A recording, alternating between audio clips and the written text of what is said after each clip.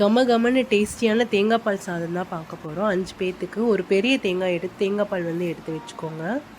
5 பெரிய வெங்காயம் நீள நீளமாக நறுக்கி வச்சுக்கோங்க. குக்கரில் நம்ம பண்ணுறதுனால ரொம்ப டேஸ்ட்டாக இருக்கும். குக்கரில் எண்ணெய் காஞ்சதும் 3 ஸ்பூன் ஆயில் ஊற்றிக்கோங்க.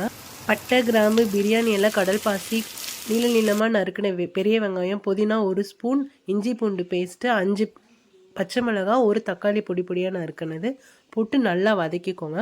ஃபஸ்ட்டு எடுத்த தேங்காய் பாலை போட்டு நல்லா கொதித்ததும் பேலன்ஸ் இருக்க தேங்காய் பாலையும் போட்டு உப்பு போட்டு நல்லா கலந்து விட்டுக்கோங்க. நான் நார்மலாக சாப்பாட்டு அரிசி தான் எடுத்திருக்கேன். பிரியாணி அரிசி எடுத்திங்கன்னா 1 டம்ளருக்கு 1 டம்ளர் தேங்காய் பால் ஊற்றிக்கோங்க. நான் நார்மல் சாப்பாட்டு அரிசி எடுத்ததுனால 1 டம்ளருக்கு 3 டம்ளர் தேங்காய் பால் ஊற்றி நல்லா 5 விசில் விட்டு வேக வச்சிங்கன்னா உங்களுக்கு டேஸ்டியான தேங்காய் பால் சாதம் ரெடி ஆயிரும்.